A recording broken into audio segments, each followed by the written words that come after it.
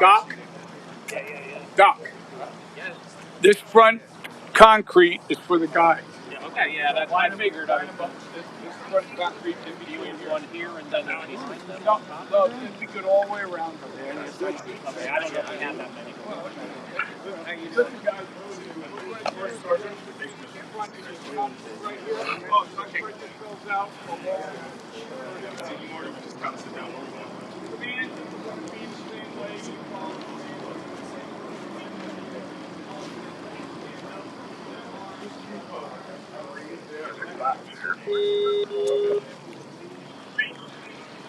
Qualification 3.2.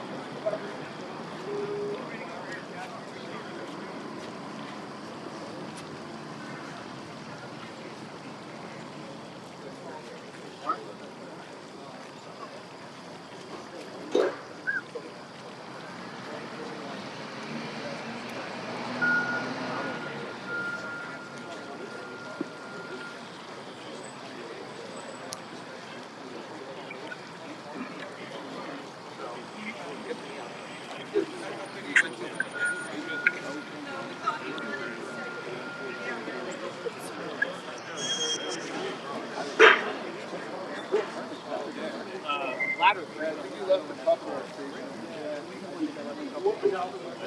Get them ready to go. We only have 5 minutes.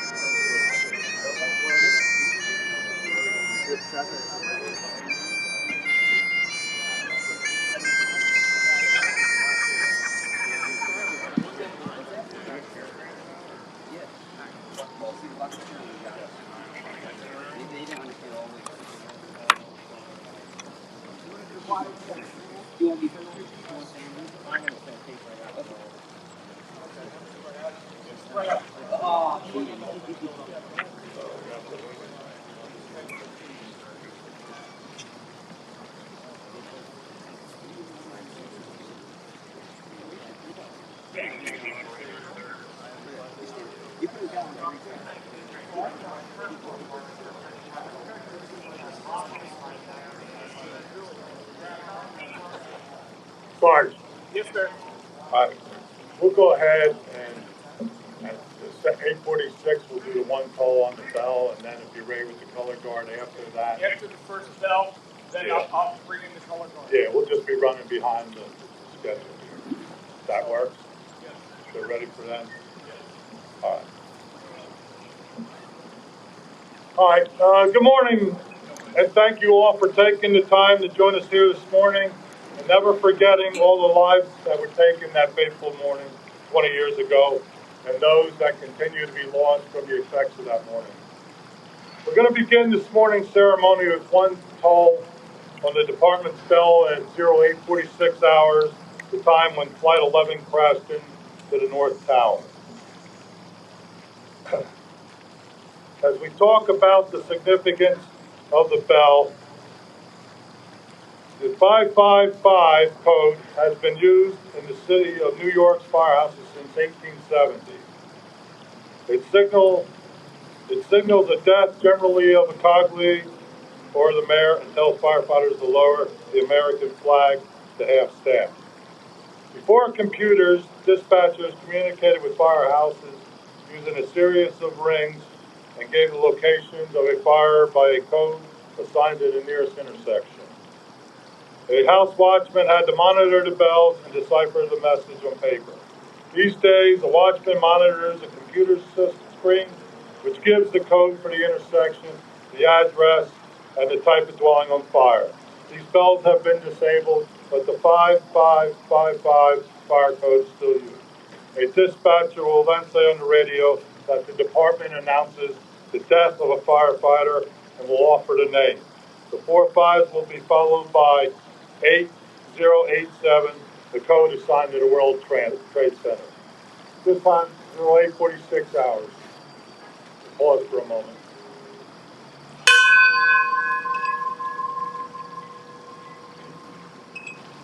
Sorry, gentlemen, are we ready?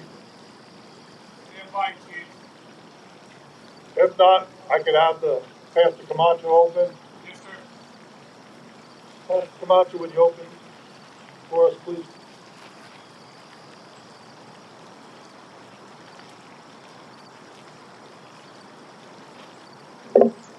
Let us bow our heads and let us pray.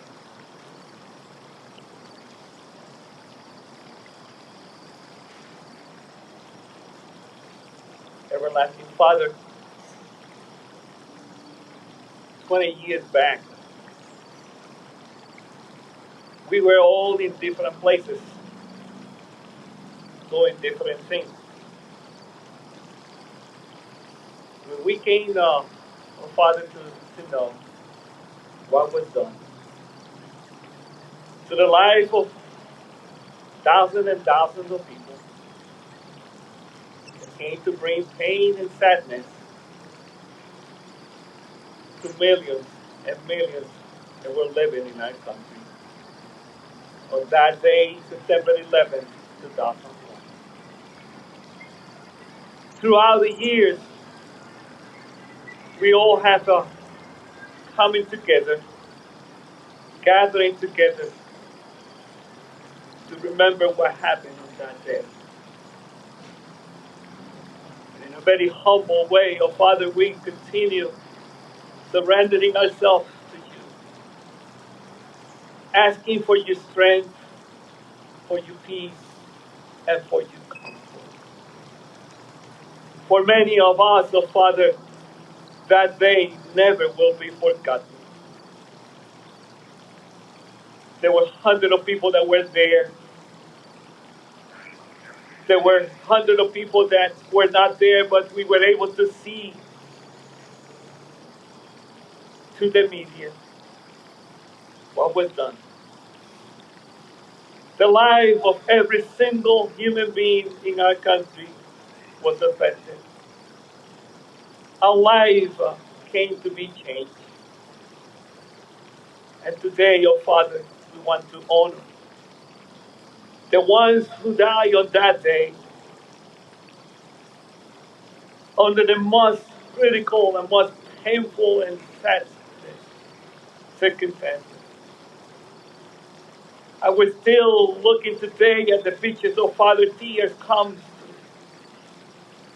our soul, our heart, our life continue being broken.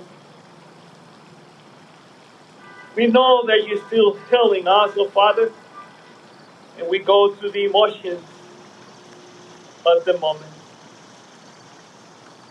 But we want to thank you for allowing us to be here on this day, for giving us the strength as a community, as a city. Thank you for the ones who put this event together. And Father, in honor to the ones and in comfort to the family of the ones who lost someone, the loved one on that day, we pray to you that in your compassion and grace and peace and love, you continue, oh Father, continue strengthening them and giving them comfort. Because the time when it comes, it is so alive and so vivid, not just in their minds, but in their soul. To the ones who did what they did, oh Father, to us, help us to forget as part of that healing process. And we pray in your name, which is almighty and everlasting and powerful. You're the God of our nation, the God of our country, and that we are today standing up. It is not because of our strength, it is because you are the one who have helped us to continue moving forward and restoring what happened and looking at what is our future. Wonderful and a beautiful one. Because you. Amen.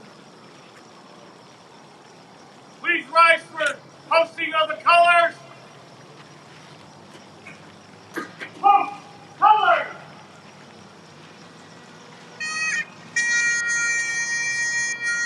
Please stand. On.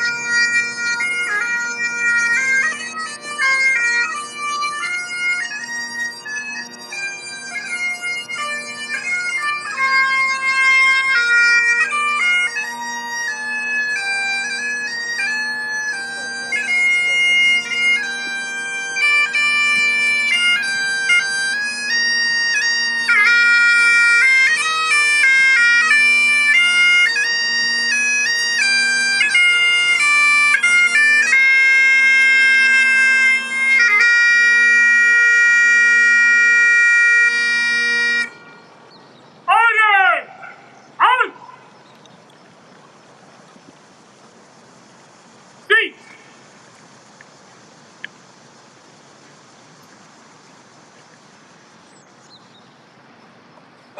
Thank you. Please be seated.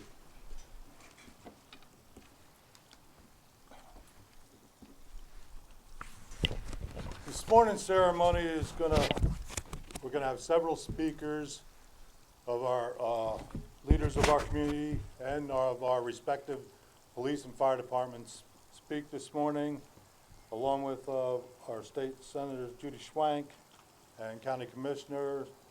And then following that, we'll be reading off the names of the 343 firefighters and the police, New York City Police Department and Port Authority Police Department members who were lost that morning. Before we go ahead with that, I do want to recognize leaders of our community, many of them who have been with us here, not only this morning, but have been with us each and every year since September 11th of 2001. Let me begin with the Honorable Mayor of the City of Reading, Eddie Moran. Seated next to him is our State Representative, Manny Guzman. Next to him would be our City Managing Director, Abe Amoros. We've already met, who's been with us many years here and been very helpful, is our pastor, Nicholas Camacho. We have with us County Commissioner Kevin Barnhart, our police department, we have the president of the FOP, Sergeant Charles Menges, along with the chief of the department, Richard Tornelli. On the other side here, we have Councilwoman Donna Reed, our state senator, Judy Schwank, Deputy Chief Larry Moyer, our president of Reading Firefighters Local 1803, Jeremy Grove, our fire marshal, Jeremy Searfoss, and our past fire marshal who's kicked this whole thing off 20 years ago, retired fire marshal David Janiszewski. Out in the audience, I do know retired chief of the department, Richard Boyer, is here with us this morning.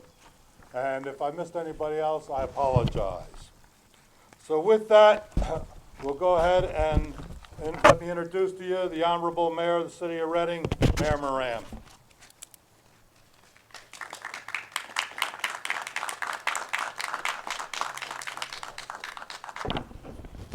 Good morning, everyone.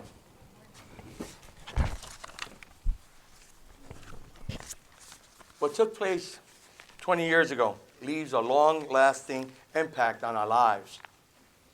It is unforgettable, burned into our hearts and minds.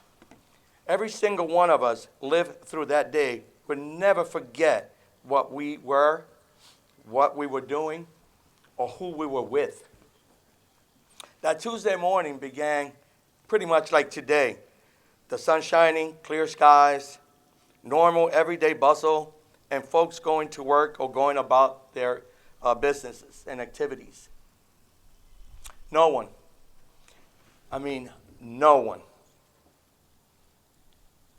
could ever predict it, what happened next.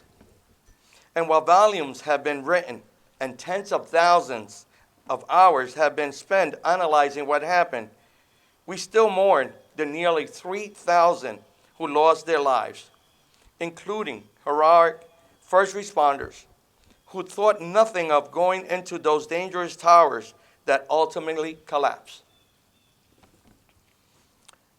My employment that day had me very close to the towers. I personally saw things that I wish I could forget.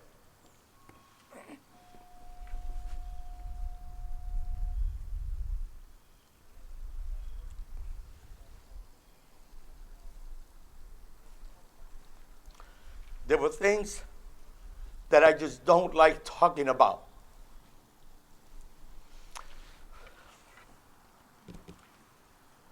But what I would not forget is how first responders jumped at the chance to help others. What I will not forget is how complete strangers selflessly assisted their fellow human beings without words, just actions. Humanity, service, and decency were alive and well that day, and still inspires me and all of us 20 years later.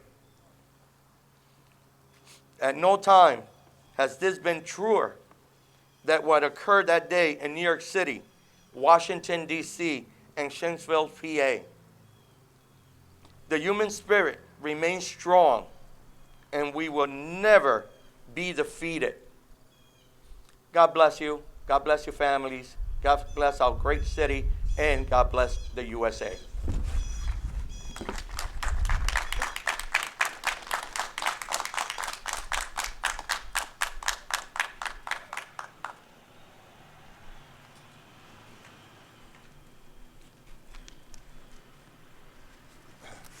Allow me to introduce our state senator, Judy Schwank. Again, I did miss, at 9:03 we'll be pausing again for one toll on the bell at the time that Flight 175 struck the South Tower. Senator.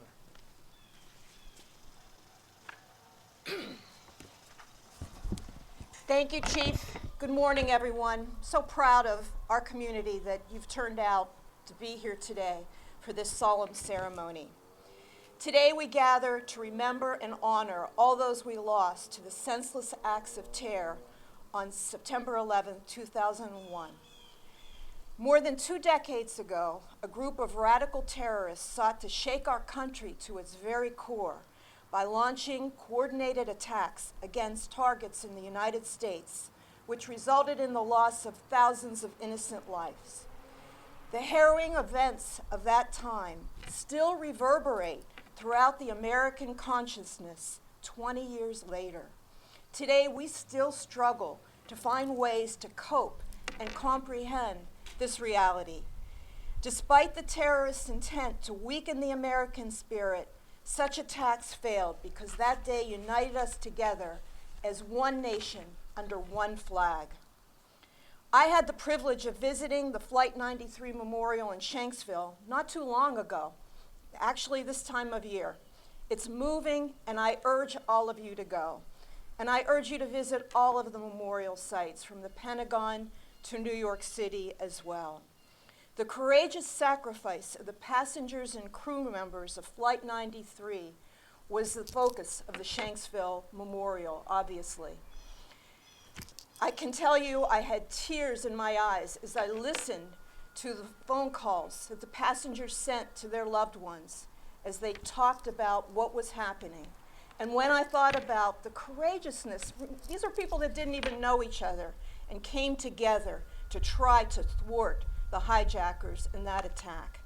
Their heroism could never be forgotten, and I know that story will be told and retold many, many times. Their sacrifice reminds us that it's important now more than ever to come together to support each other. In our hyper-polarized society, it's easy to get caught up in politics and attack our neighbors as if they were the enemy. Somehow we've lost our way. We must push past our differences and rededicate ourselves as fellow Americans, all rooted in the common mission to uphold the fabric of our democracy and to continue making America a shining beacon of liberty and freedom for the entire world to admire, just as all those who died on September 11th did as well. We can start today as we take the time to honor everyone who sacrificed their lives to save those in danger that day. All the brave firefighters, police, emergency medical personnel, and ordinary citizens who ventured into the perilous depths of smoke, rubble, and darkness to save innocent lives and show compassion and kindness to those affected. Our brave service members who still serve today, but who went to war to help fight terrorism. We need to remember and honor them as well. As we did then, today we must continue that. So let's rededicate ourselves to support all the men and women who serve our community and our nation as emergency responders and members of the armed forces. For your sacrifice, we thank you. No words can do justice to just how grateful we are for your service. Hard to believe, it's been 20 years. A lot has changed in the time since the attacks on the World Trade Center and at the Pentagon, as well as in Shanksville. Today we face a new slate of problems we have to confront as a nation, just as we did 20 years ago. And only together can that be done. Thank you all again for being here. Thank you for organizing this ceremony, and God bless America. Thank you, Senator. We'll pause for a moment as it's 9:03.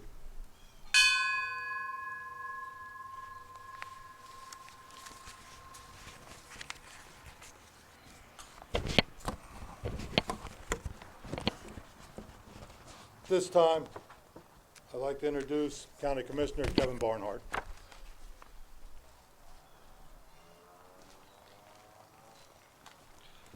Thank you, Chief Stout. Morning, everyone. What a beautiful morning it is to recognize the 20th anniversary of September 11th. I think it's each and every one of us get a knot in the pit of our stomach when we think about it, when folks like us have to come up with a few words that certainly don't completely capture the essence. But remembering our grandparents, our parents who struggled through Pearl Harbor and the horrors of World War II, they lived it, they breathed it, they knew it. For us younger people, like the JFK assassination, the Challenger disaster, we think about where we were, who we were with, and what took place. And now, for many of us, September 11, 2001. What we were thinking and the lives that were lost still feels much like that today, but recognizing that 1/3 of the population we have today were not even alive, and many millions have gone before us, so it's incumbent upon us to remember those sacrifices and those lives lost. Nearly 3,000 people, 25,000 were injured, plus scores more of health-related issues. These were not armed combatants. They were innocent victims, and they left thousands and thousands of family members behind. Many stories have been written, many poets have written poems. A lot of songs have been written about September 11th, but one that really rings true to me is Alan Jackson, "Where were you when the world stopped turning?" I was on a business trip to Chicago. We flew out on Saturday, and the most ironic thing about it was, and you read about the passengers in these flights were not full. There was probably no more than 24 people on our flight Saturday out to Chicago. It's a beautiful weekend. We met with clients of ours. We were supposed to go to a trade show in downtown Chicago, and we took a beautiful walk up Lakeside Drive. Had no idea. We didn't have things like technology back then, cell phones to know what was taking place. Put our sneakers on and took a walk. Came back and recognized as there was horrible things taking place at the hotel, and the concierge said, "Look up at the television." We looked up at the television and saw the first tower of flame. And then we finally realized, what do we need to do? So, of course, our wives were on our phones and trying to tell us to get back, get home. They don't know where the other planes are. So we hurried back as soon as we could. Longest trip of my life, coming back Interstate 80, going 80 miles an hour. We finally got home at 1 o'clock that morning. But it was the feeling of disbelief, the feeling of confusion and fear, and then it turned to anger. You know, you're certainly not listening to the radio stations and listening to music on the way home. You're listening to AM radio to try to get whatever information you can about these horrible acts. So, for those, again, under the age of 20, to them it's probably almost like a Hollywood movie. For those who have passed on, for us to remember, we need to carry on the stories and the lives and recognize how tremendously this has changed our country. And as many have said and will say, this is another time and opportunity for us to have a rebirth of kindness toward our fellow men. Let's start that today, right here in City Park. Let's recognize the thousands of heroes, the firemen, the emergency management people, police and healthcare workers, the air traffic controllers, the flight crews, the passengers, recognizing they brought down 4,500 flights. And again, the largest civilian evacuation in history happened in New York City.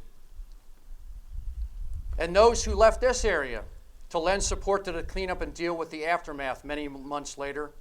And to our military and the intelligence community, we thank you.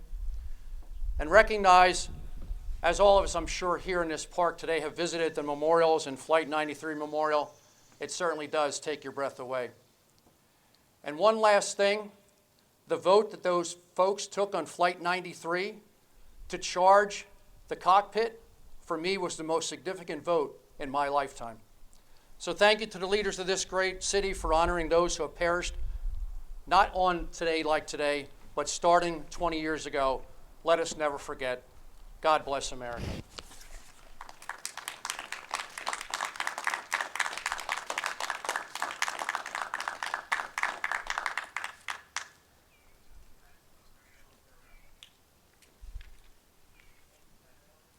Next to speak will be our state representative, Manny Guzman.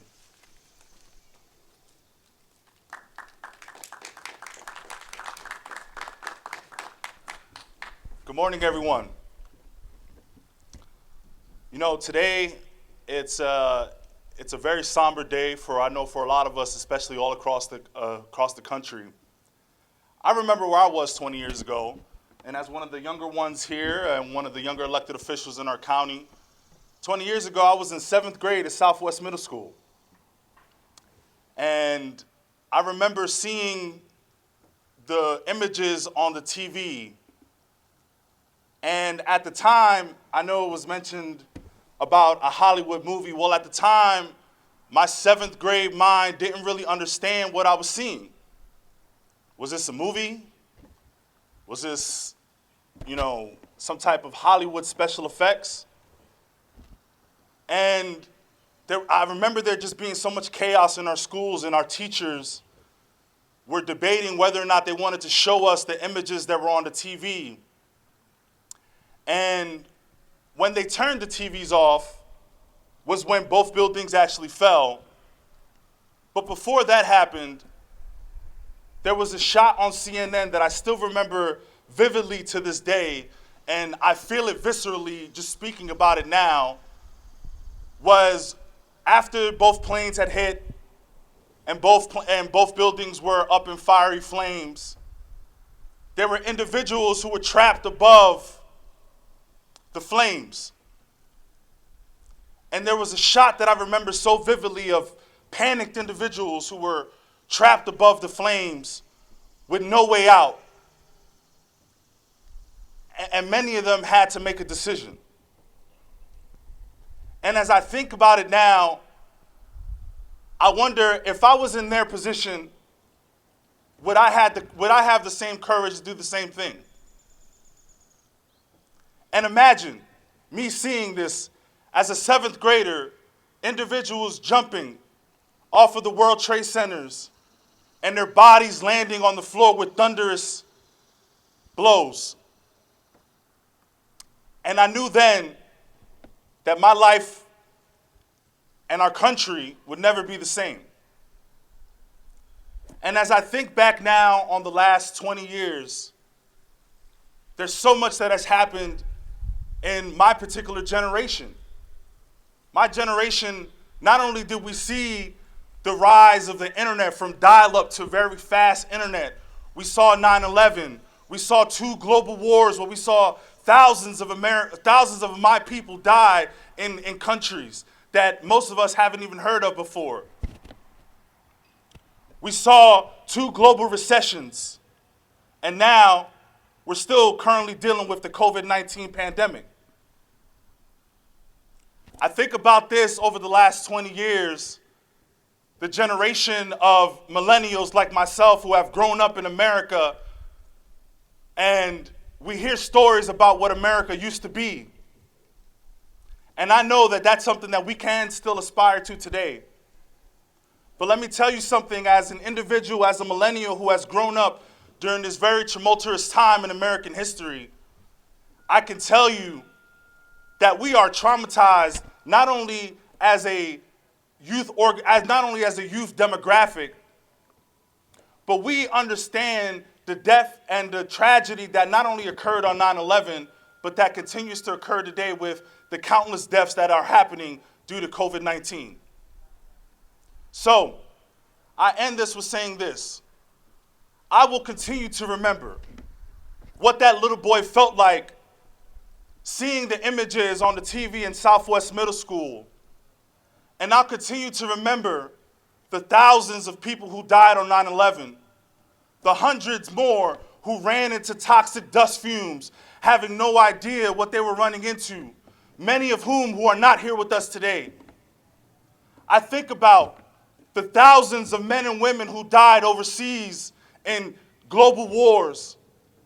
And I think about the almost 1 million people who have died due to the COVID-19 pandemic. We have a lot of tough times ahead of us, but I know that as Americans, we are strong when we are united, and I believe that our best days are ahead of us. God bless you all. God bless these United States of America, and God bless our first responders for always having our back. Thank you so much.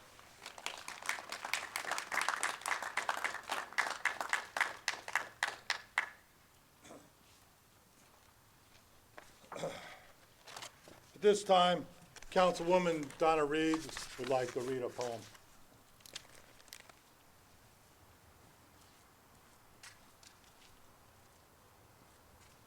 As we stand in this hallowed ground, we can only imagine what went through the minds of the Penn family when they gave this to the city of Reading in the 1740s. Never could they have imagined what lay ahead. And we see in Memorial Grove over here, we've all gathered here for good times and commemorative times. And it's important to have these hallowed grounds, these public places that we can share in joy and we can share in sorrow and remembrance. So here's a poem I've read virtually every time we've had one of these commemorances of 9/11, and I will read again. It's called Prayers of Steel by Carl Sandburg. Lay me on an anvil, O God, beat me and hammer me into a crowbar. Let me pry loose old walls, let me lift and loosen old foundations. Lay me on an anvil, O God, beat me and hammer me into a steel spike, drive me into the girders that hold a skyscraper together. Take red-hot rivets and fasten me into the central girders. Let me be the great nail holding a skyscraper through blue nights into white stars. May we remember everyone, may we thank all our first responders, and may we look to better and brighter days ahead. So God bless our city, our county, our state, and God bless America. Thank you.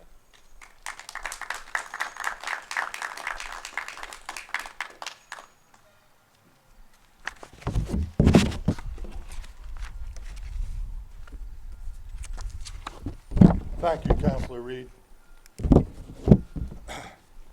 As members of the fire and EMS services, we feel and have a special place in our hearts for the 343 firefighters and 8 EMS personnel who were lost that morning, and for the hundreds who have died since. And the unknown number, I'm sure thousands, of those who are continuing to suffer and continuing to die from the effects of that fateful morning of September 11, 2001. I am certain that our brothers in the police department have that same special place for the members of the NYPD and the Port Authority police departments who were lost and continue to suffer and die from the attacks that bring us here this morning. Although we as members of the emergency services will focus specifically on them this morning, let there be no doubt that we as Americans will remember and never forget all the American citizens who were lost that day.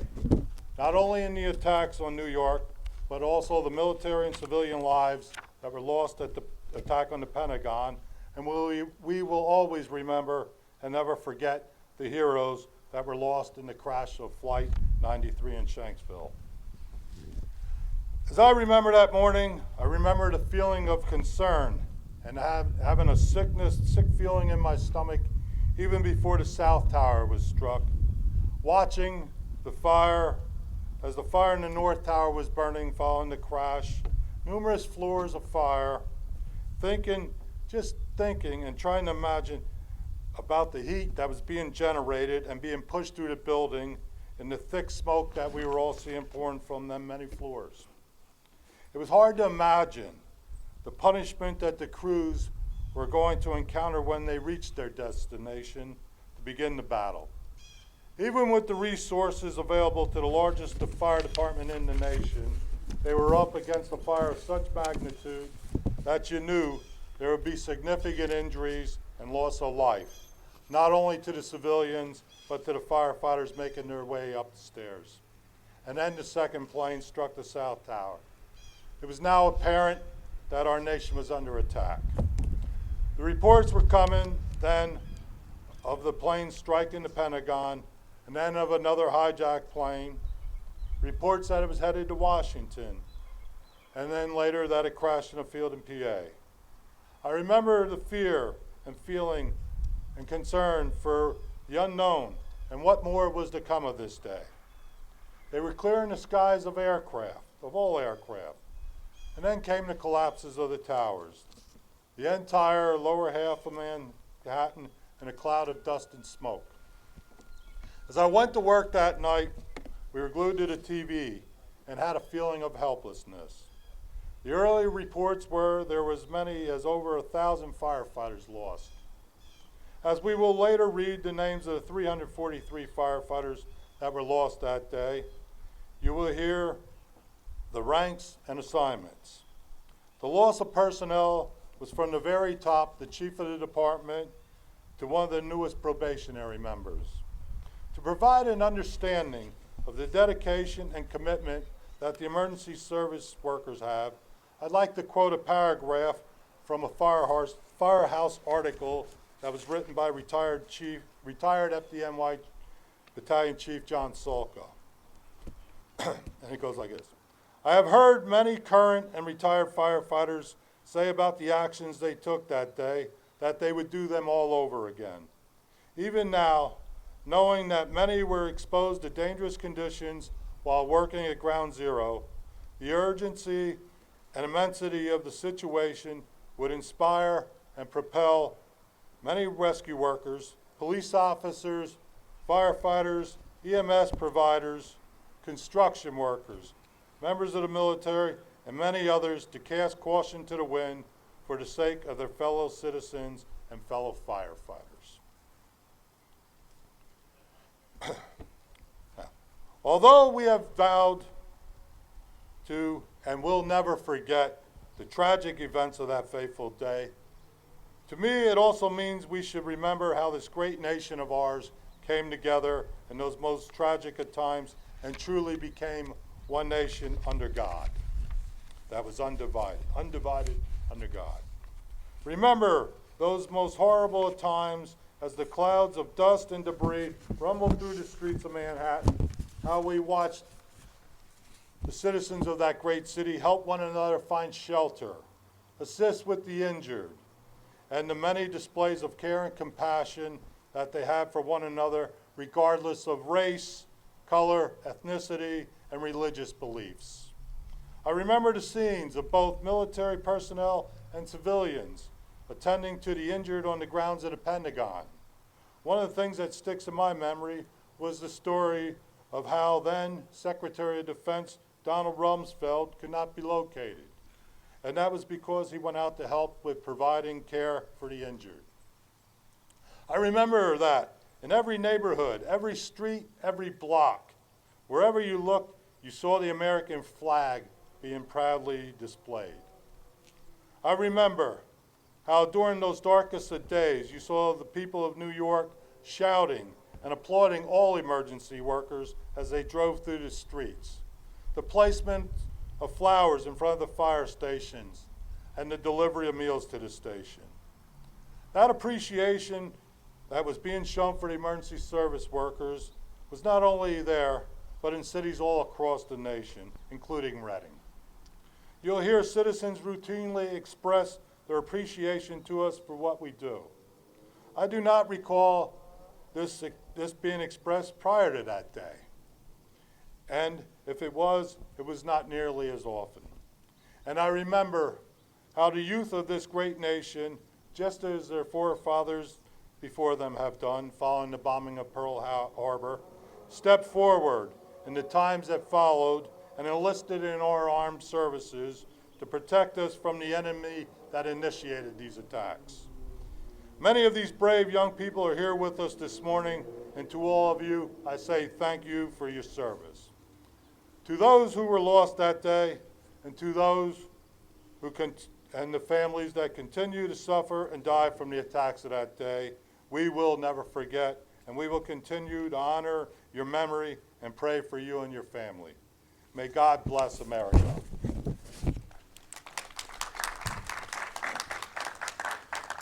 I would now like to, next up will be the man who organized this event 20 years ago, retired Fire Marshal David Janiszewski.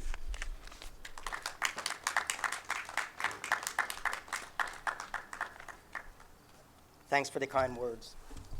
Good morning, everyone. First, I'd like to thank everybody in the audience for attending this. It really means a great deal to me. Before I begin, I'd like to take this opportunity to thank the Reading Fire Department for allowing me to speak a few words today. It is a privilege, and I am deeply honored.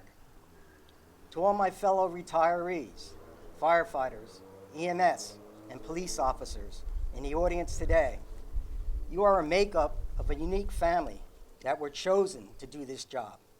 Always be proud of who you are and the work that you do, and may God watch over you and keep you safe. To all our veterans in the audience, thank you for your service, and thank you for my freedom. To all our dignitaries, special guests, families, friends, Thank you for attending this morning's ceremony to honor all first responders and to never forget the 343 firefighters who lost their lives in New York City on September 11th, 2001.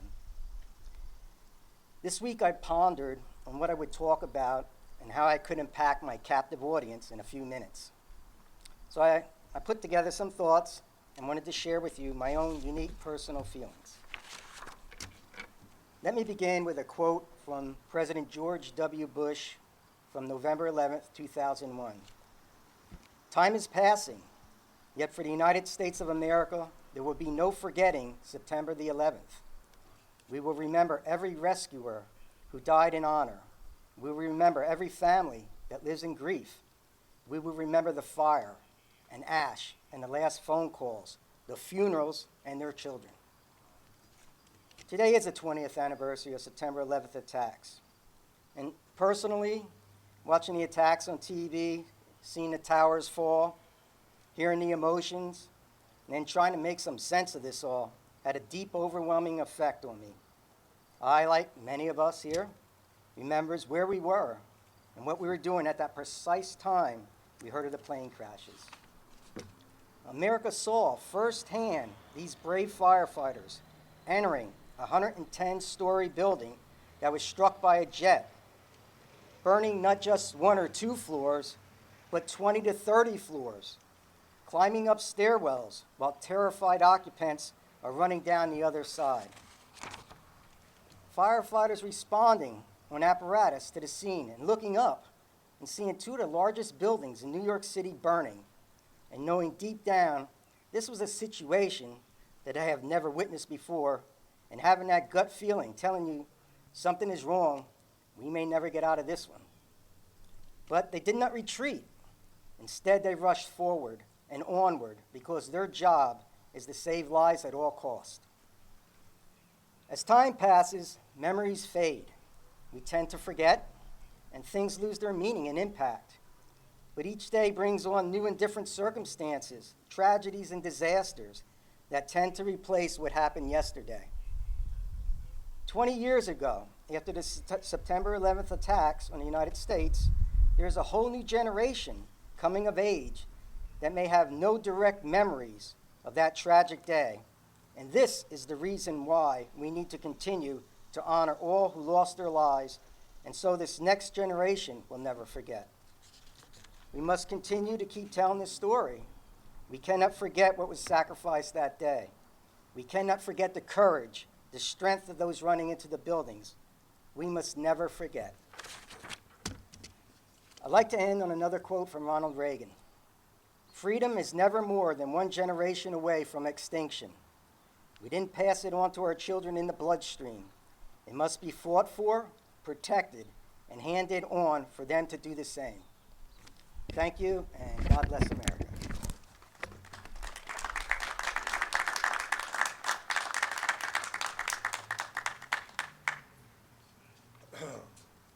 This time, Police Chief of the City of Reading, Richard Tornelli.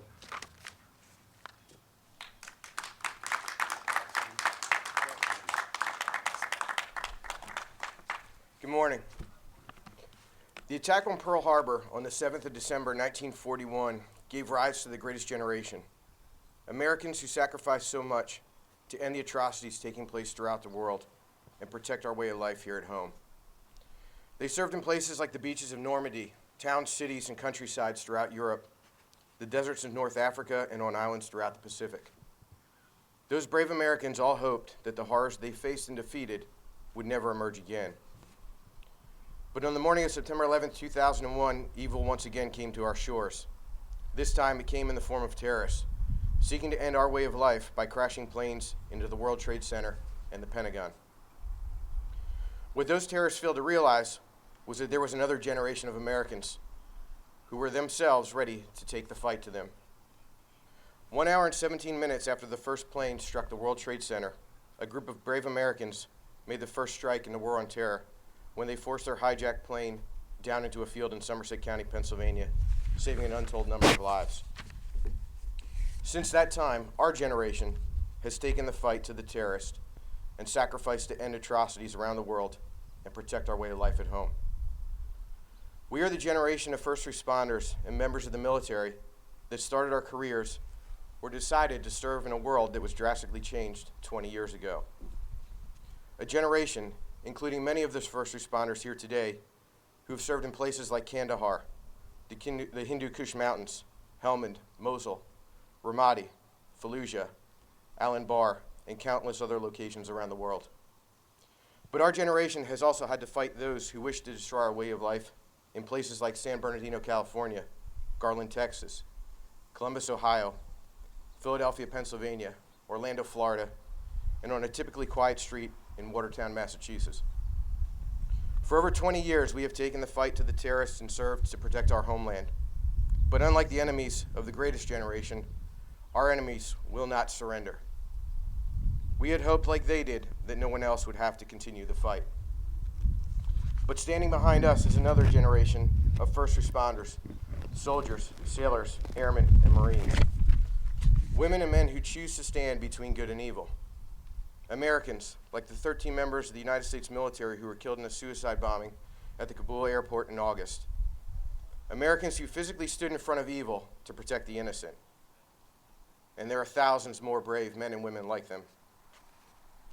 So today we should remember the victims of the attack on our country 20 years ago. We should remember all of those who were killed and wounded in action, sacrificing in faraway places to keep the evil from our homes.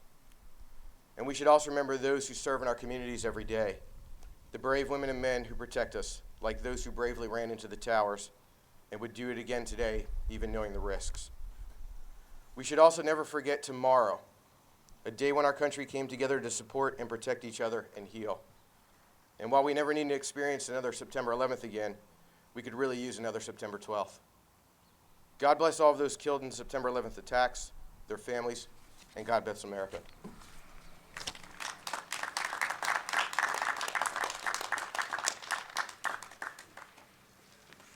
Thank you, Chief. This time, call upon the President of the Reading Firefighters, Local 1803, Firefighter Jeremy Grove.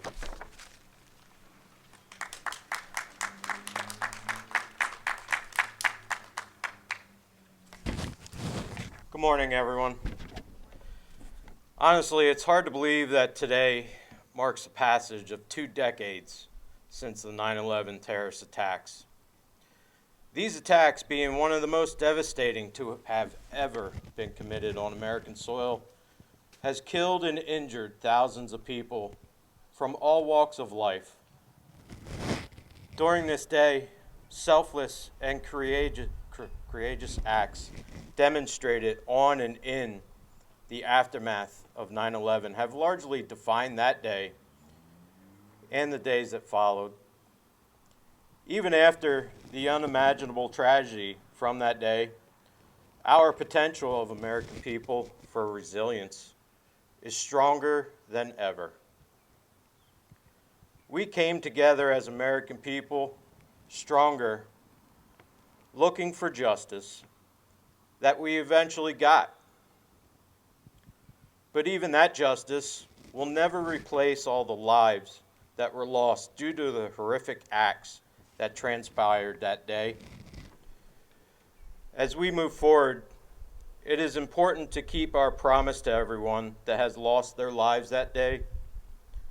We shall never forget, and we must educate the younger generations so as they too never forget all the events of this tragic day. In return, this will help America remain vigilant in taking the stand for our freedom. As firefighters, we take an oath to serve and protect our great city. One never knows in this profession when it is going to be their time. But feel sure, the great men and women that stand before you today in honor of all that have fallen on that day of the terrorist attack give nothing but 110%, just like their fallen brothers and sisters did on 9/11. Our hearts are heavy and go out to all the families affected by that day's tragedy. for living with only a memory of a lost one, never being able to say goodbye. That leaves an emptiness in one's soul in which it can never be filled.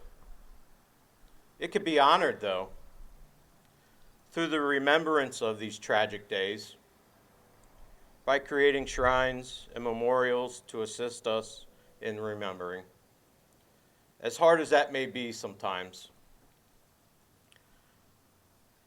On that day, Flight 93 never made it to its intended target, solely due to the bravery of the crew and passengers.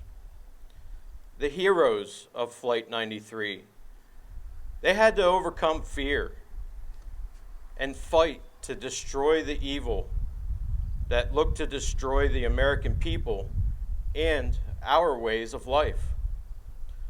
Although their actions would not save their own lives that day, they did save countless others by stopping the terrorists on board that flight. For this, we are grateful for their sacrifice, as hard as that may be sometimes, and hopefully we can honor them in our remembrance and traditions going forward. This time I'd like to just take a moment and thank the men and women out here standing for our color guard, men in blue, firefighters, and our bagpiper for your great music. Thank you all for allowing me to speak. God bless.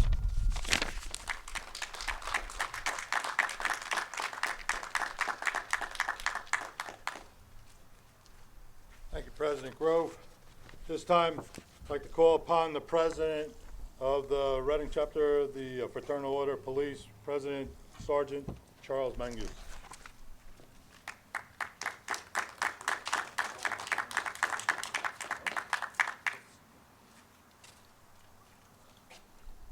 Good morning. In 2006, at the 5th anniversary, former Mayor Rudy Giuliani offered this up. It's 5 years from the date of the attack that changed our world. We've come back to remember the valor of those we lost, those who innocently went to work that day, and the brave souls who went in after them. We've also come to be ever mindful of the courage of those who grieve for them and the light that still lives in their hearts. I'd like to think that still rings true today. God bless the United States of America.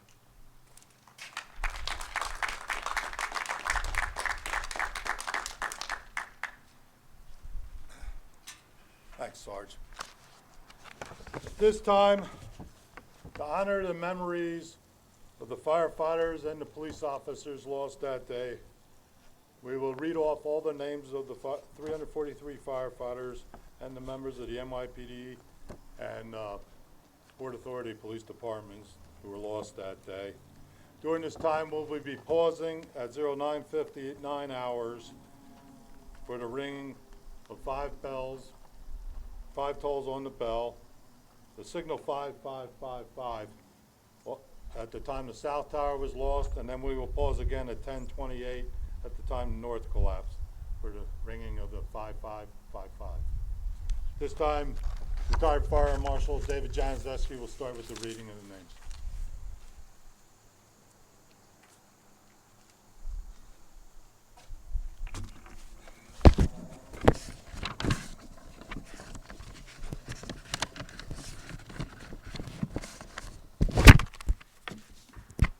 Firefighter Joseph Agnello, Ladder Company 118.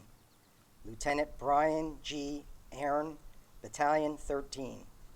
Firefighter Eric Allen, Squad Company 18.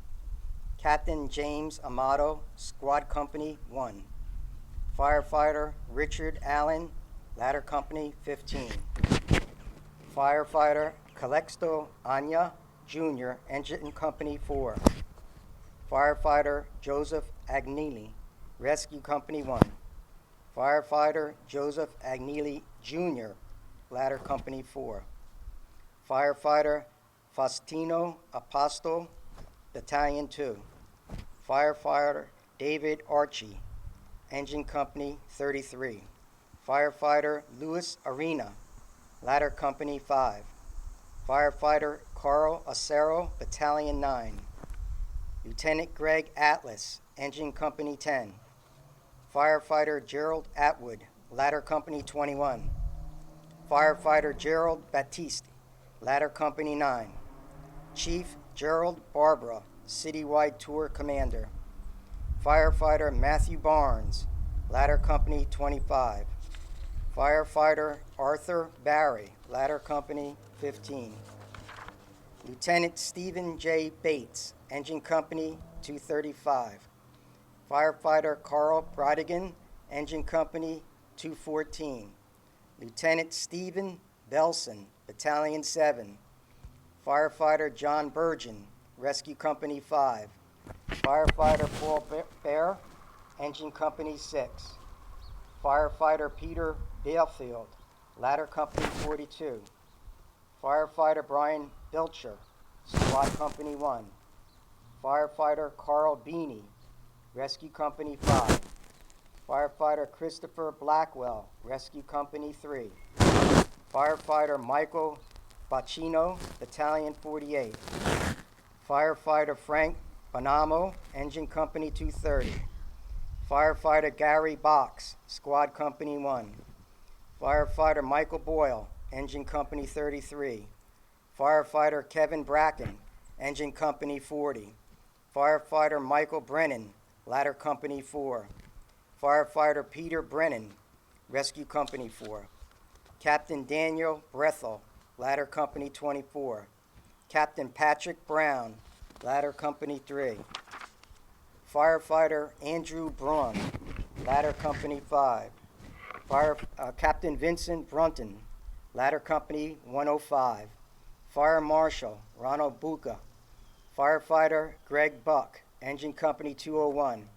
Captain William Burke, Engine Company 21. Chief Donald Burns, Assistant Chief, Citywide Commander. Firefighter John Burnside, Ladder Company 20. Firefighter Thomas Butler, Squad Company 1. Firefighter Patrick Byrne, Ladder Company 101. Firefighter George Kane, Ladder Company 7. Firefighter Salvatore Calbrero, Ladder Company 101. Captain Frank Callahan, Ladder Company 35. Firefighter Michael Camarada, Ladder Company 11. Firefighter Brian Canzario, Ladder Company 101. Firefighter Dennis Carey, Hazmat Company 1. Firefighter Michael Carlo, Engine Company 230. Firefighter Michael Carroll, Ladder Company 3.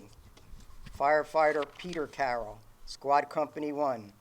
Firefighter Thomas Casoria, Engine Company 22. Firefighter Michael Cawley, Ladder Company 136. Firefighter Vernon Cherry, Ladder Company 118. Firefighter Nicholas Chafalo, Engine Company 235. Firefighter John Chapora, Engine Company 219. Firefighter Michael Clark, Ladder Company 2. Firefighter Steve Coakley, Engine Company 217. Firefighter Tarell Coleman, Squad Company 252. Firefighter John Collins, Ladder Company 25. Firefighter Robert Cordes, Squad Company 1. Firefighter Ruben Carrera, Engine Company 74. Firefighter James Coyle, Ladder Company 3. Firefighter Robert Crawford, Safety Battalion 1. Lieutenant John Chrissy, Hazmat 1. Firefighter Dennis Cross, Battalion 57. Firefighter Thomas Cullen III, Squad Company 41. Firefighter Robert Cortorlo, Ladder Company 16.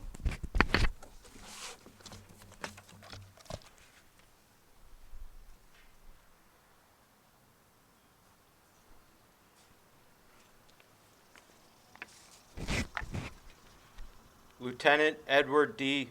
Atari, Squad Company 1. Firefighter Michael D. Aurora, Engine Company 40. Firefighter Scott Davidson, Ladder Company 118. Firefighter Edward Day, Ladder Company 11. Battalion Chief Thomas DeAngelis, Battalion 8. Firefighter Manuel DeVal, Engine Company 5. Firefighter Martin DeMeo, Hazmat Company 1. Firefighter David DeRubio, Engine Company 226. Lieutenant Andrew Desperado, Engine Company 1. Battalion Chief Dennis Delvin, Battalion 9. Firefighter Gerard Dewan, Ladder Company 3. Firefighter George DePasquale, Ladder Company 2. Lieutenant Kevin Donnelly, Ladder Company 3. Lieutenant Kevin Dow, Rescue Company 4. Chief Ray Donnie, Chief of Special Operations Command. Firefighter Gerard Duffy, Ladder Company 21. Captain Martin Egan Jr., Division 15.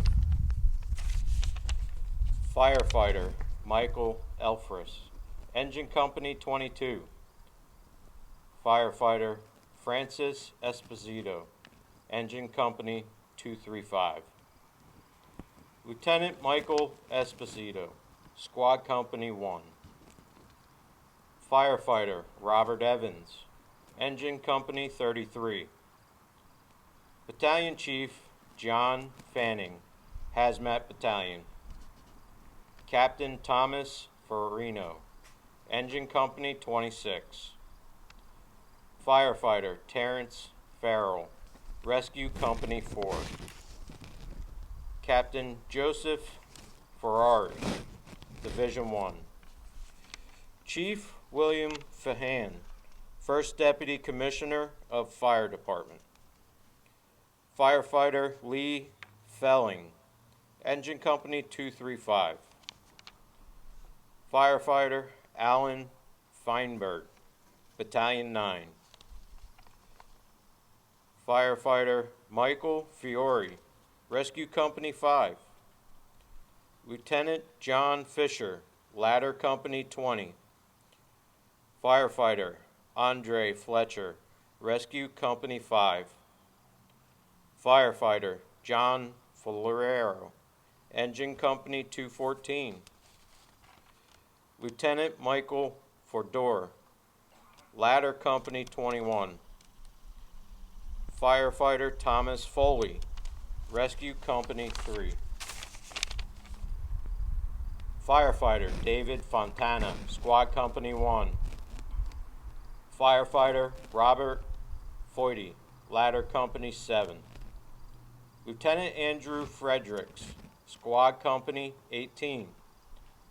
Lieutenant Peter Fruit, Engine Company 55. Firefighter Thompson Gambino, Hazmat Company 1. Chief Peter J. Gansey Jr., Fire Department Chief. Lieutenant Charles Gabarni, Battalion 9. Firefighter Thomas Gardner, Hazmat Company 1. Firefighter Matthew Garvey, Squad Company 1. Firefighter Bruce Gary, Engine Company 40. Firefighter Gary Geidel, Rescue Company 1. Chief Edward Garrity, Battalion 9. Battalion Dennis Garman, Ladder Company 2. Lieutenant Vincent Gamino, Ladder Company 5. Firefighter James Gilbertson, Ladder Company 35. Firefighter Ronnie Guys, Squad Company 288. Firefighter Paul Gill, Engine Company 54. Lieutenant John Ginley, Engine Company 40.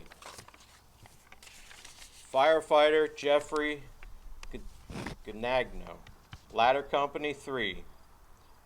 Firefighter John Gordagno, Hazmat Company 1. Firefighter Keith Glaus, Ladder Company 21. Firefighter James Gray, Ladder Company 20. Chief Joseph Gerzlak, Battalion 48. Firefighter Jose Guadalupe, Engine Company 54. Lieutenant Jeffrey E. Guao, Battalion 43. Lieutenant Joseph Gillickson, Ladder Company 101. Firefighter David Halderman, Squad Company 18. Lieutenant Vincent Halloran, Ladder Company 8. Firefighter Robert Hamilton, Squad Company 41. Firefighter Sean Hanley, Ladder Company 20.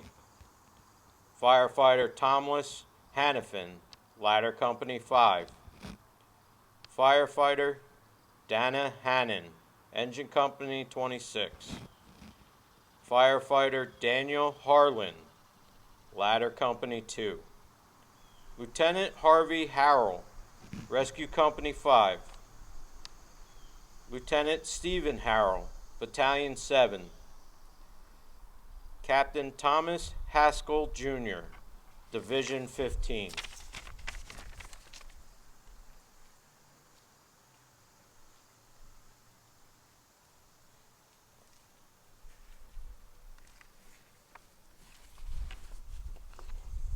Firefighter Timothy Haskell, Squad Company 18. Captain Terrence S. Hatton, Rescue Company 1. Firefighter Michael A. Hobb, Ladder Company 4. Lieutenant Michael Healy, Squad Company 41. Firefighter John Heffernan, Ladder Company 11. Firefighter Ronnie Henderson, Engine Company 279. Firefighter Joseph P. Henry, Ladder Company 21. Firefighter William Henry, Rescue Company 1. Firefighter Thomas Hetzel, Ladder Company 13. Captain Brian Hickey, Rescue Company 4. Lieutenant Timothy Higgins, Special Operations Command. Firefighter Jonathan Homan, Hazmat Command 1. Firefighter Thomas P. Houlihan, Engine Company 6. Firefighter Joseph Hunter, Squad Company 288. Captain Walter Haynes, Ladder Company 13. Firefighter Jonathan Leppi, Squad 288. Captain Frederick Ill Jr., Ladder Company 2. Firefighter William Johnston, Engine Company 6. Firefighter Andrew Jordan, Ladder Company 132. Firefighter Carl Joseph, Engine Company 207. Lieutenant Anthony Jovich, Battalion 47. Firefighter Angel Uribe, Ladder Company 12. Father Michael Judge, FDNY Chaplain. Firefighter Vincent Kane, Engine Company 22. Chief Charles L. Casper, Special Operations Command. Firefighter Paul Keating, Ladder Company 5. Firefighter Richard Kelly Jr., Ladder Company 11. Firefighter Thomas R. Kelly, Ladder Company 15. Firefighter Thomas Kelly, Ladder Company 105. Firefighter Thomas Kennedy, Ladder Company 101. Lieutenant Ronald Kerwin, Squad Company 288. Firefighter Michael Kiefer, Ladder Company 132. Firefighter Robert King Jr., Engine Company 33. Firefighter Scott Kapitko, Ladder Company 15. Firefighter William Krakowski, Ladder Company 21. Firefighter Kenneth Kumpel, Ladder Company 25. Firefighter Thomas Kavickas, Squad Company 252. Firefighter David LaForge, Ladder Company 20. Firefighter William Lake, Rescue Company 2. Firefighter Robert Lane, Engine Company 55. Firefighter Peter Lagone, Squad 252. Firefighter Scott Larson, Ladder Company 15. Lieutenant Joseph Levy, Ladder Company 15. Firefighter Neil Levy, Ladder Company 15. Firefighter Daniel Libretti, Rescue Company 2. Firefighter Carlos Lalullo, Paramedic. Firefighter Robert Lanane, Ladder Company 20. Lieutenant Michael Lynch, Ladder Company 4. Firefighter Michael Lynch, Engine Company 40. Firefighter Michael Lyons, Squad Company 41. Firefighter Patrick Lyons, Squad Company 252. Firefighter Joseph Maffeo, Ladder Company 101. Firefighter William Mahoney, Rescue Company 4. Firefighter Joseph E. Maloney, Ladder Company 3. Chief Joseph Mark Banks Jr., Battalion 12. Lieutenant Charles Margata, Battalion 22. Firefighter Kenneth Moreno, Rescue Company 1. Firefighter John Marshall, Engine Company 23. Lieutenant Peter Martin, Rescue Company 2. Lieutenant Paul Martini, Engine Company 23. Firefighter Joseph Mascala, TSU 2. Firefighter Keith Roy Maynard, Engine Company 33. Firefighter Brian McAleese, Engine Company 226. Firefighter John McAvoy, Ladder Company 3. Firefighter Thomas McCain, Battalion 8. Lieutenant William McGinn, Squad Company 18. Chief William J. McGovern, Battalion 2. Firefighter Dennis P. McHugh, Ladder Company 13. Firefighter Robert McMahon, Ladder Company 20. Firefighter Robert McPadden, Engine Company 23. Firefighter Terrence McShane, Ladder Company 101. Firefighter Timothy McSqueen, Ladder Company 3.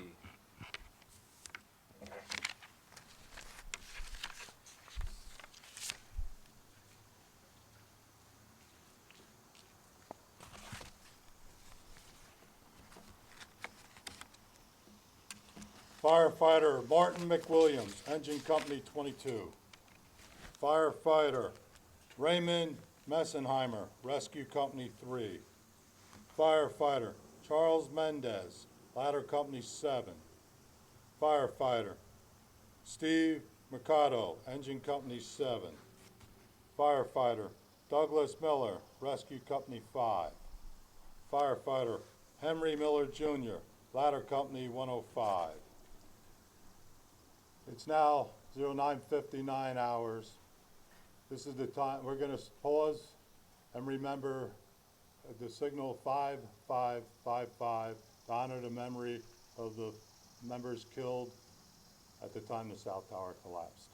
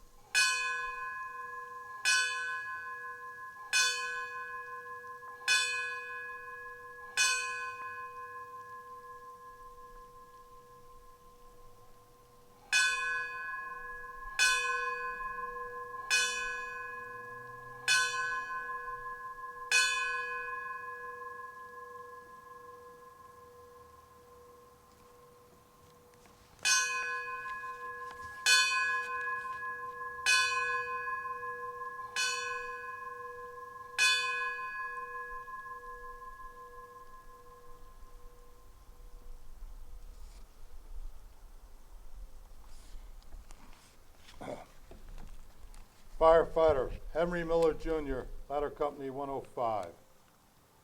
Firefighter Robert Manera, Ladder Company 25.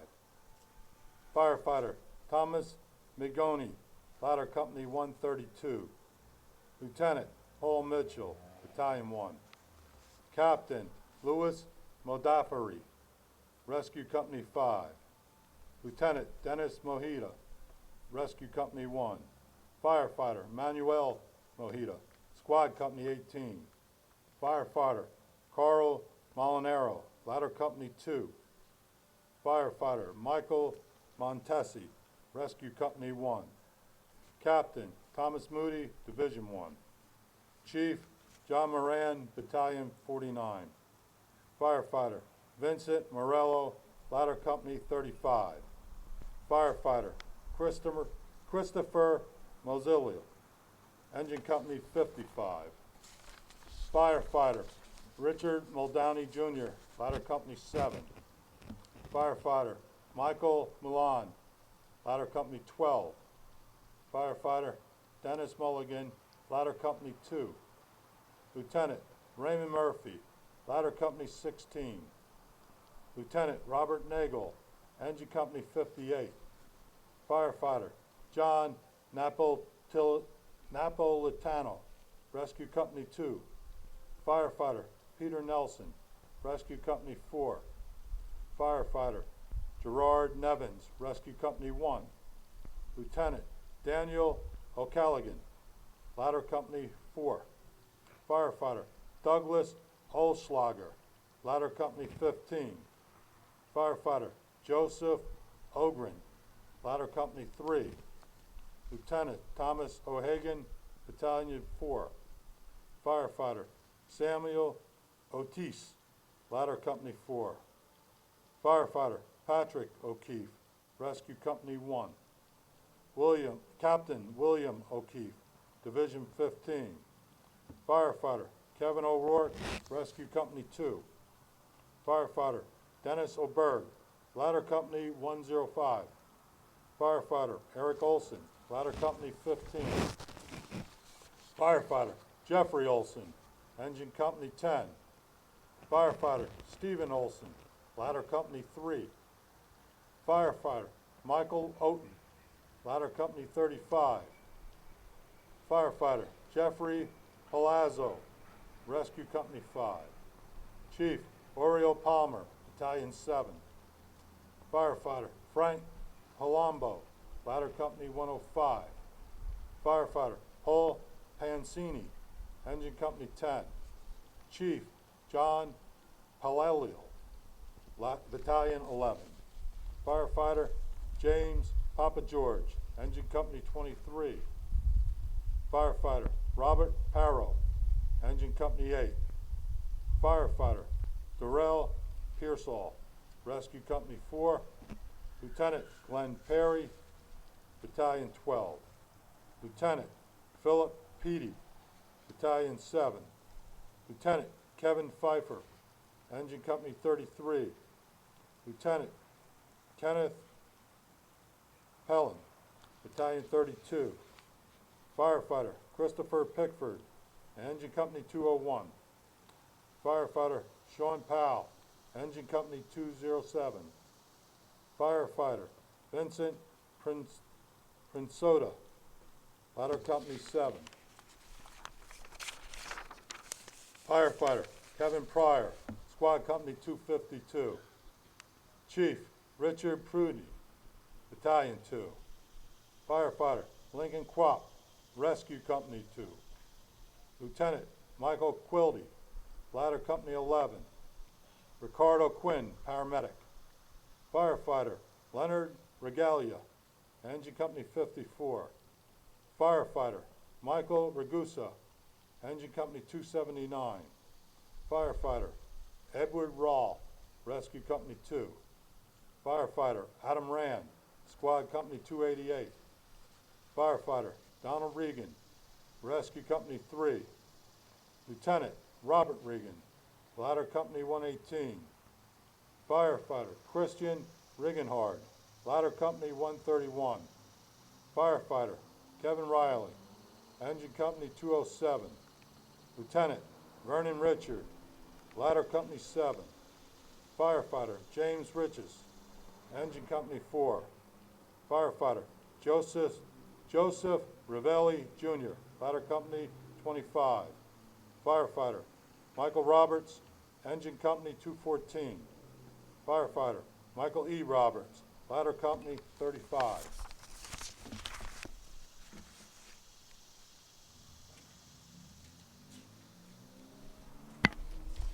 Firefighter Anthony Rodriguez, Engine Company 279.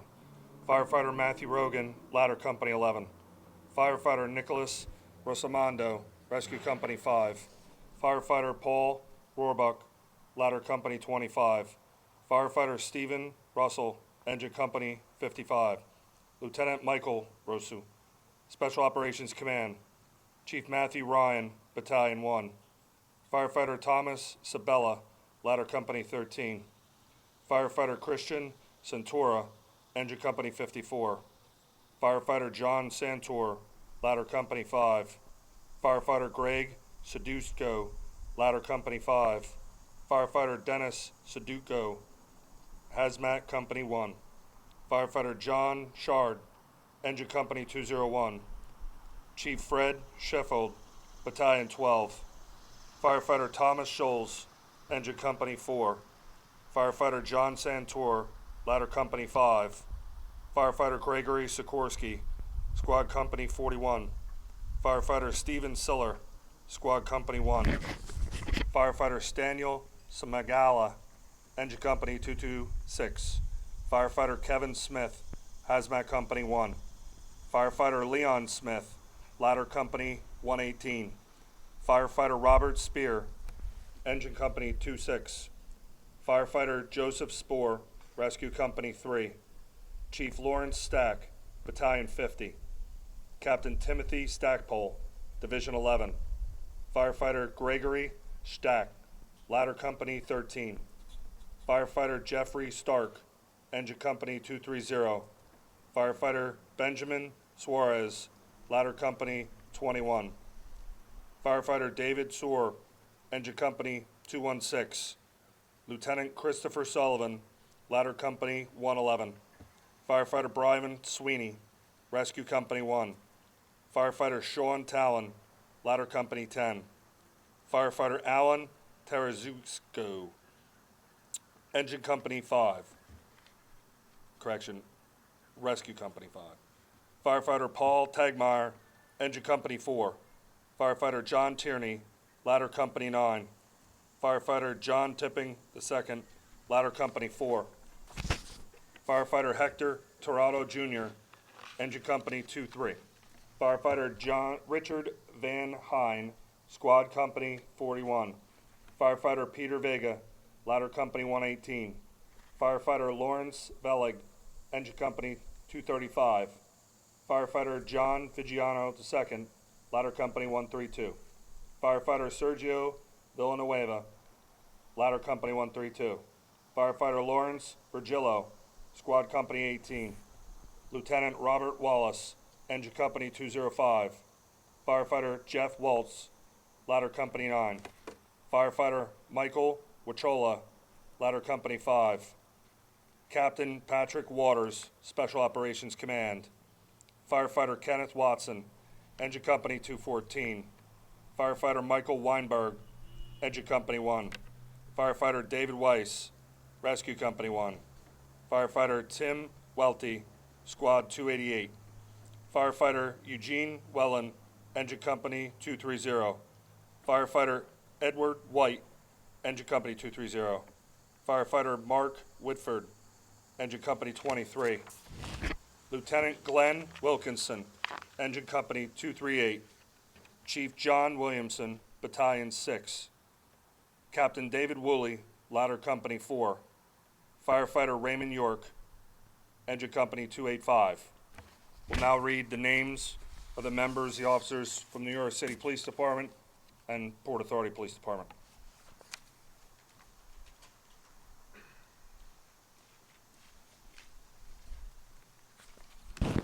Members of the Port Authority Police Department, Officer Christopher C. Amoroso. Officer Maurice V. Barry. Officer Liam Callahan. Lieutenant Robert D. Seary. Officer Clinton Davis. Officer Donald F. Foreman. Officer Greg J. Froner.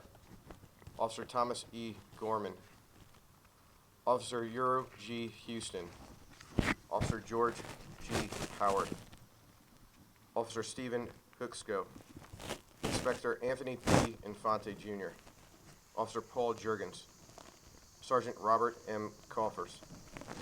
Officer Paul Luzinski. Officer David Lemange. Officer John Lennon. Officer J.D. Levi. Officer James Lynch. Superintendent of Police Fred Marone.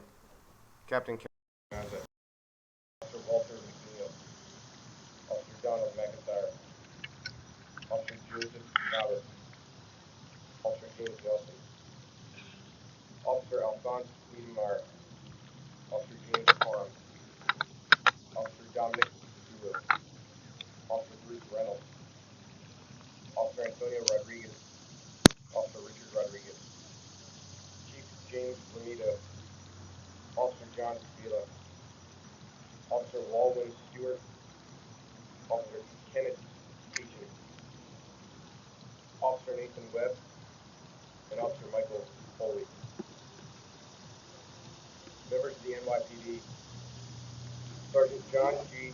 Coughlin, DSU Squad 4. Sergeant Michael S. Curtin, DSU Squad 2. Sergeant Rodney C. Gillis, DSU Squad 8. Sergeant Timothy A. Roy, Traffic Control Division Bus Unit. Detective Joseph B. Vigiano, Emergency Service Squad Number 2.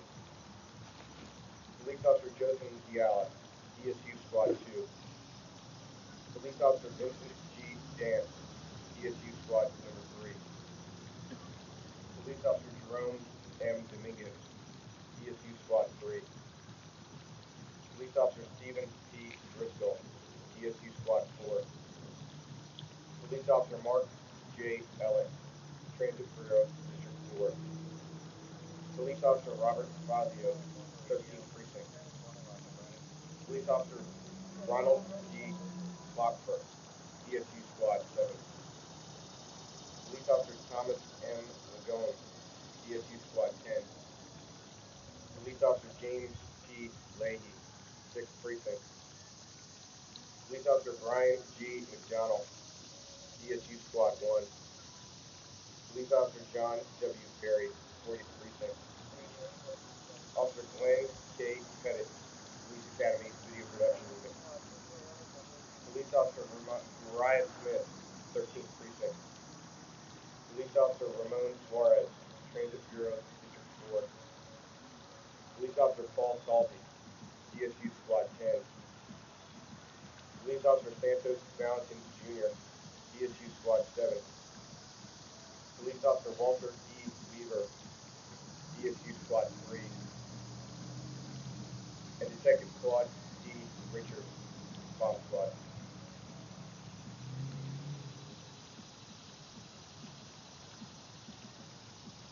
At this time, I would like Chief Cornelli, the Chief President of the respective unions, along with the Managing Director, to join me in the placing of the wreath at the memorial tree.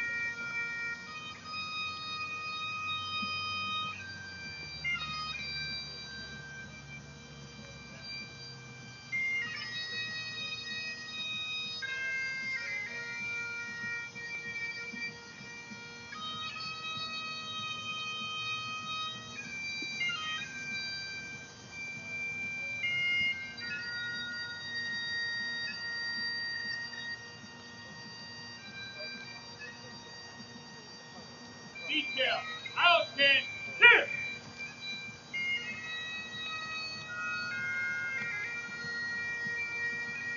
Freeze it. On.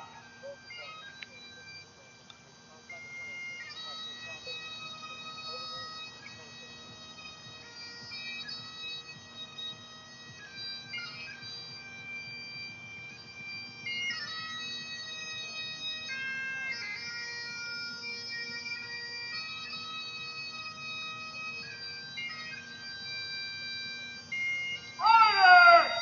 On.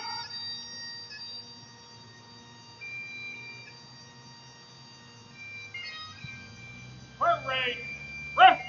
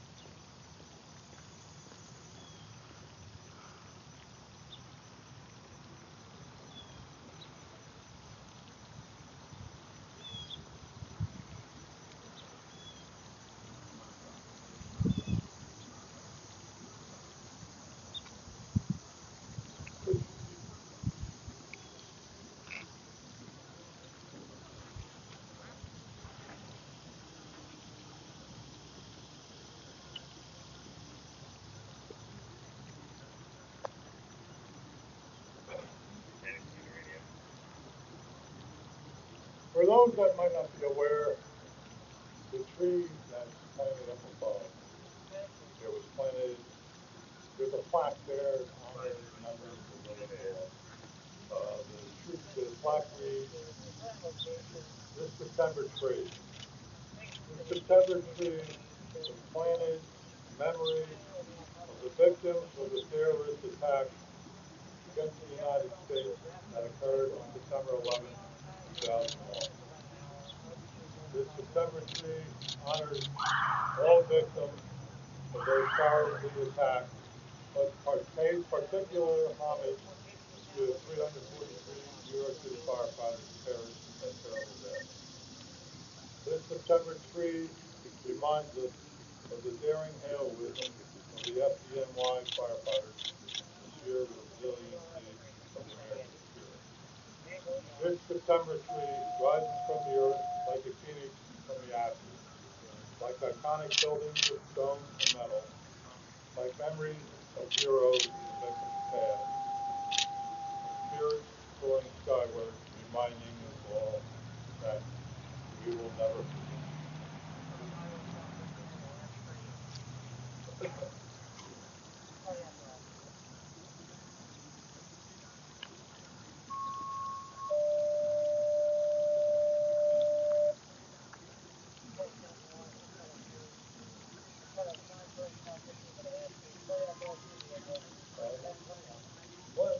Earlier I forgot, I missed a couple people in the opening remarks that I realized that joined us this morning, and I did recognize.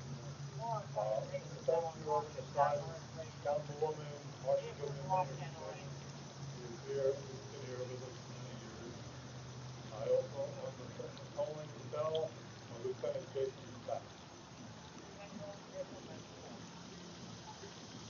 before we continue on, I do want to take some time to recognize everybody that made this morning's ceremony possible.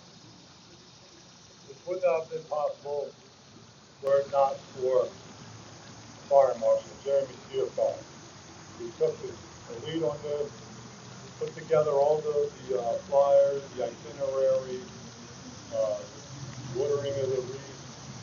He, along with retired firefighter Steve Sargent, who was leading the ceremonial unit, they were out here this morning while it was still dark at 6 o'clock, along with Deputy Chief Banks,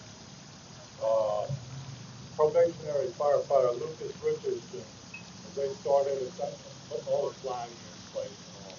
It started before the sun was up. I can't thank them enough for all their help and all they've done to make this possible.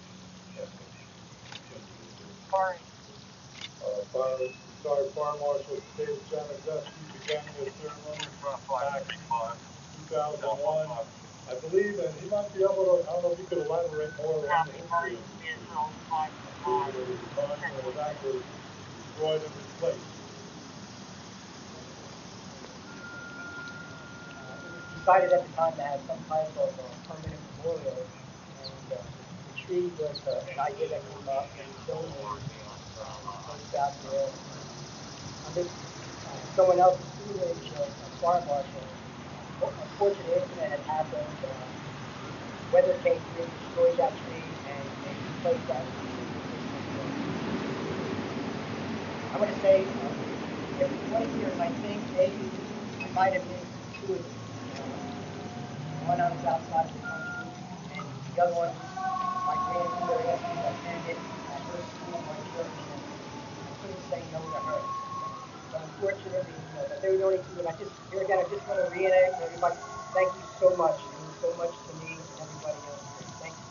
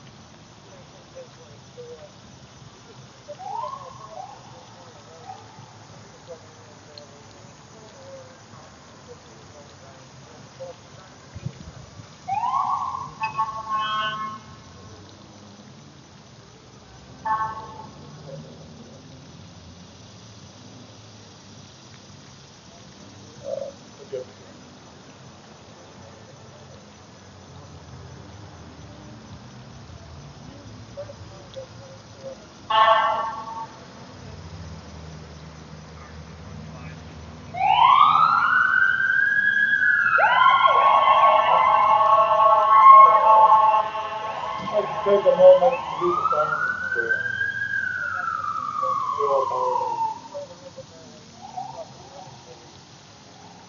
When I am called to duty, God, wherever flames may rage, give me strength to save a life, whatever it be the case. Help me to embrace a little child before it's too late, and save an older person from the horror of that fate. Enable me to be alert, to hear the weakest shout, and to quickly and efficiently put the fire out. I want to fill my calling and to give the best of me, guard my neighbor, and protect his property. If according to your will, I have to live my life, bless with your protection hand, my loving family since life.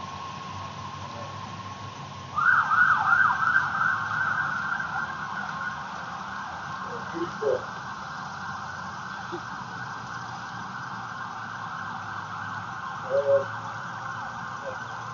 We'll be finishing up here shortly, following the 10:28 polling of the South at the Commemoration Palace for lunch. Following that, we'll call upon Pastor Camacho for the closing benediction, and then following that, we'll be retiring. Janiszewski will be retiring himself.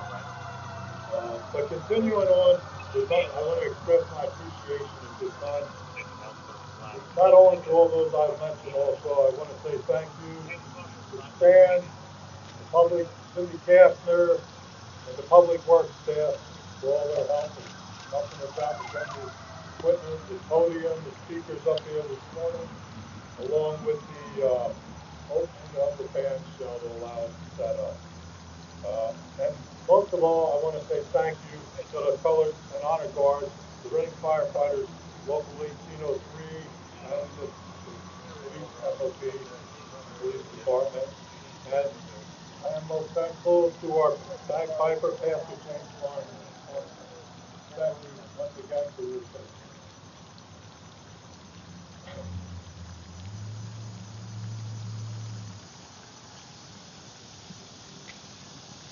And of course, I want to say thank you to everybody who's come out here this morning. I think this was the largest showing that we've had today.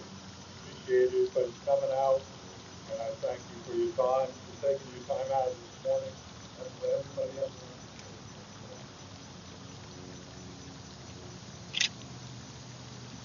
It's now 10:28 hours, the time that the North Tower collapse was to honor the memories of those lost at that time, calling 5555.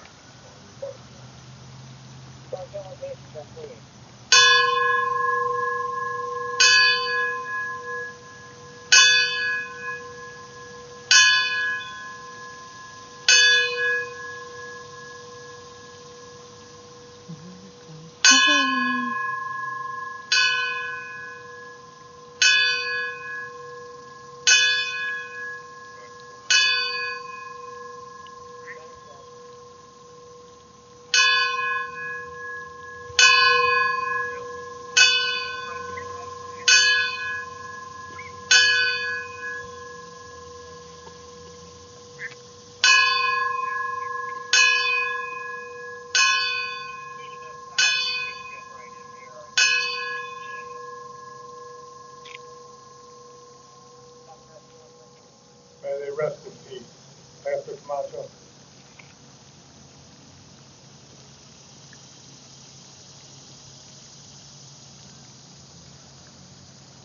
As we close today, if I still standing today with this uniform,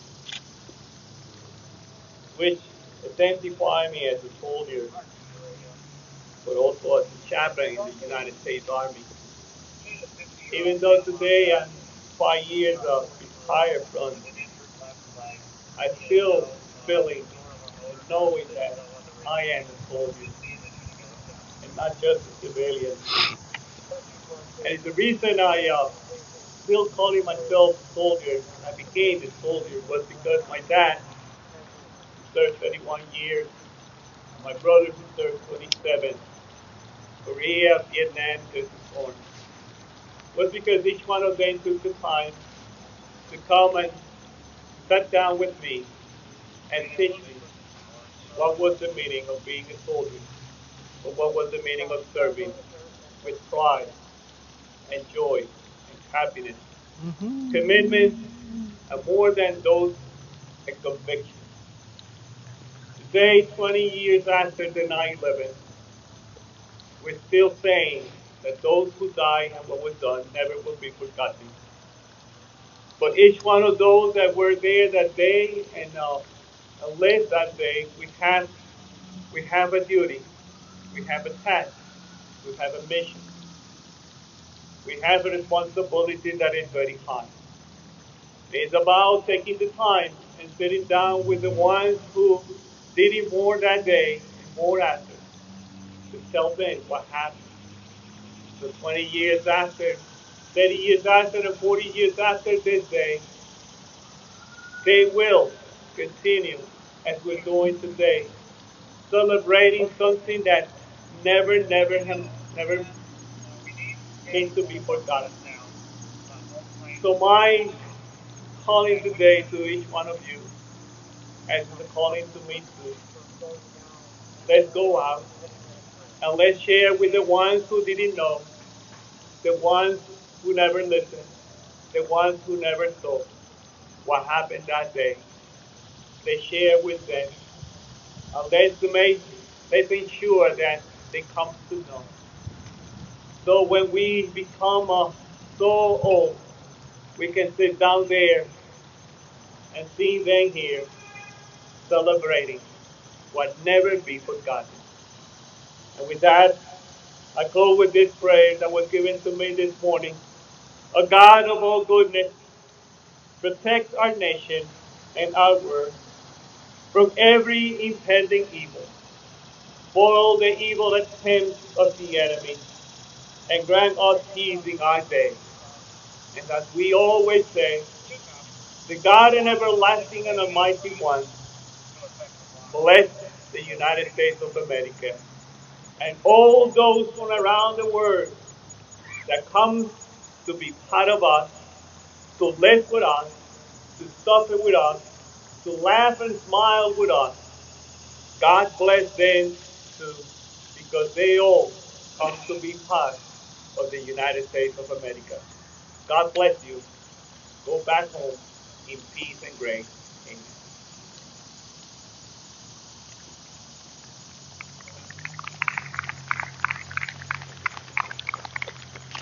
Thank you all. And before we retire to colors, I want to apologize and acknowledge the young ladies that have been here with us for these 20 years holding the flags in the background. Thank you once again, ladies.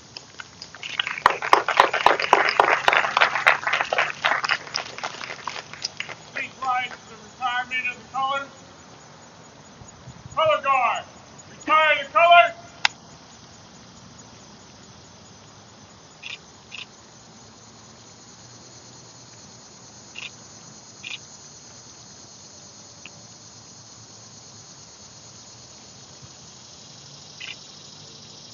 Present.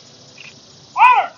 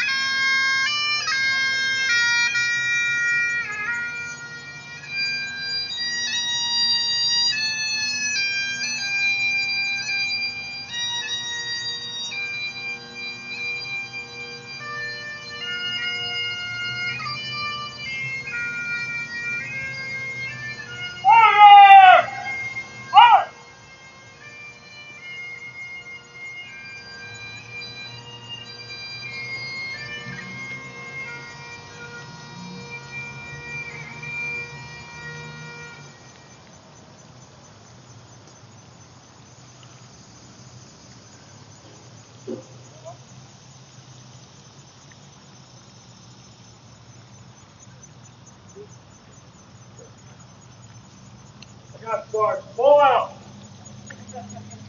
Good job.